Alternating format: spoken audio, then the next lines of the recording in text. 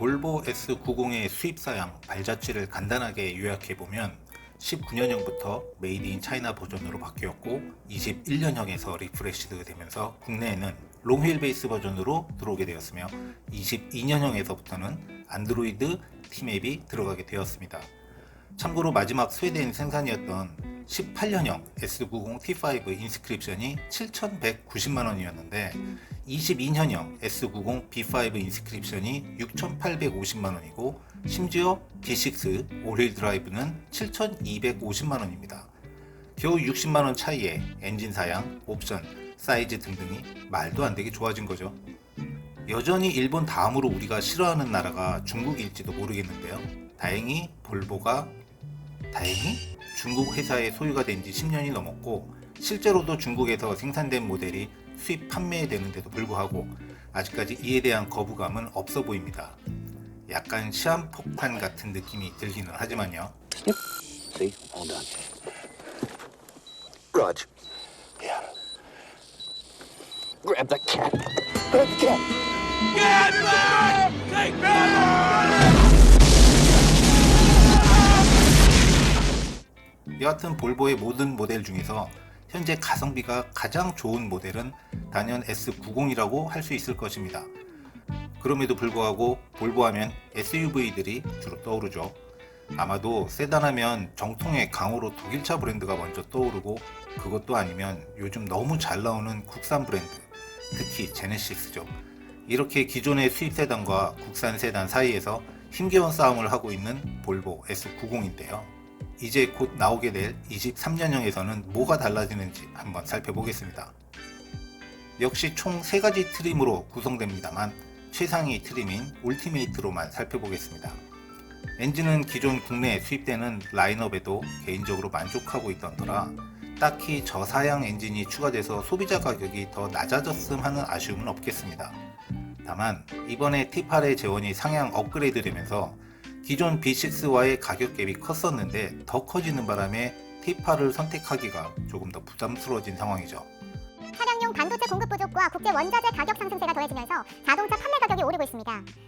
여기에 23년형에서는 원자재 값 인상으로 인해 전체적인 가격 인상이 확실하다고 하니 S90은 23년형에서 지금보다 더 판매 조건이 열악해지지 않을까 예상해 봅니다.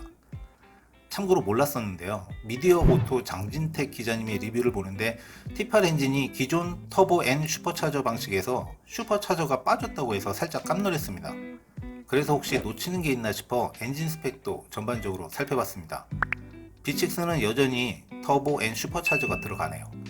압축비 같은 경우는 B6가 가장 낫죠. 아직도 볼보의 고급류 또는 일반류 중에서 뭘 넣어야 하냐고 묻는 분들이 더러 계신데요. 저는 일반류 넣어도 무방하다고 봅니다 라고 말씀드립니다. 물론 볼보 코리아의 공식 입장은 고급류 권장입니다. 필수는 아니고요. 기타 등등 엔진 및 미션의 사양은 바뀐 게 없어 보입니다. S90도 역시 브라이트 또는 다크의 2가지 컨셉이 있는데 길이까지 늘어난 롱휠 베이스 버전은 컨셉이 아무래도 비즈니스 세단으로 중후한 느낌이 한층 강화되었는데 여기에 블랙톤의 다크 컨셉은 그닥 어울리질 않아 보이네요. 예전에 나왔던 S90 R 디자인이 관심을 전혀 못 끌었던 전례를 봐도 볼보에서 세단을 사려는 사람 중에 개중에 스포티한 모델을 가장 튀는 컬러로 사려는 구매자를 만나기는 거의 불가능에 가까웠던 바 먼저 튀는 컬러가 죄다 없어져 왔고 R 디자인의 디자인 포인트도 점점 삭제되어 왔습니다. 이런 와중에 S90에서의 다크 컨셉은 그래서 의미가 없다고 보여집니다. 컬러는 기존의 22년형까지 나오던 컬러 중에서 브라이트 실버, 버치라이트 컬러가 단종되고 실버던 컬러가 23년형에서 추가되었습니다. 그래서 브라이트 실버로 계약 넣으셨던 분은 자동으로 실버던 컬러로 배정받게 될 것이고 버치라이트 컬러로 주문 넣은 분에게는 나중에 딜러분의 연락이 한 번은 갈 겁니다.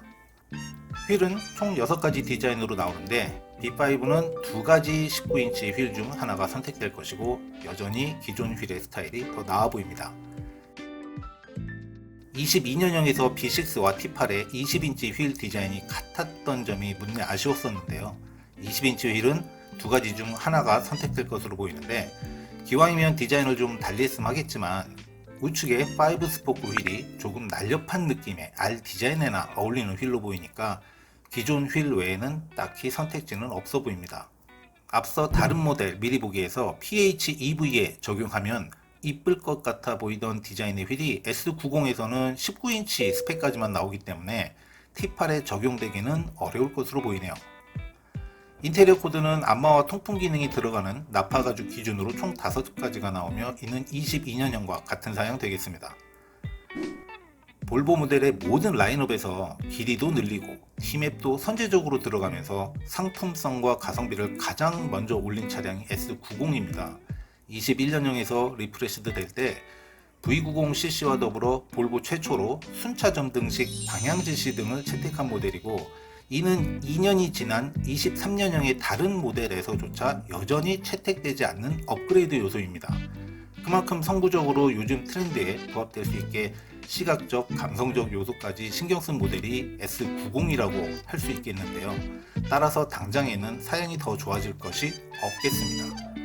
요즘처럼 독일차들이 마이너스 옵션으로 판매되는 이때 그나마 수급이라도 원활하다면 나름 선전할 수 있을 것인데 볼보라고 뭐 사정이 다른 건 아닐 테니 그저 안타까울 따름이네요.